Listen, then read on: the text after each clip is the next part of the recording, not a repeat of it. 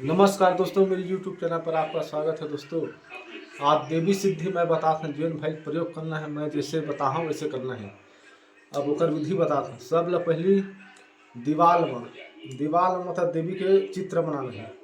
चित्र बनाए के बाद ओमा मतलब पूजा करना है। पूजा करबे ओकर सामान में बताता हूँ।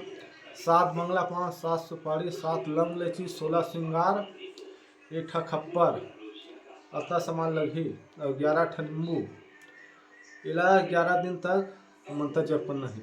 सामने मतलब देवी है खड़ा हो ही, दीवार के है सामने खड़ा हो जाए। अब जब 11वां दिन हुई तो 11वां दिन मंत्र नहीं पढ़ना है। 12 बजे तक ला जगना है, रात तक 12 बजे। वो दीपक ला बांधना नहीं, दीपक में सिर्फ बाती रख के छोड़ दे। बोला देखा थी जब देवी आई तो बाती ला खुद बारही। 11 दिन के सिद्धि एक मंत्र ला मैं हाँ लिख के डाल। हाँ, जय माँ काली।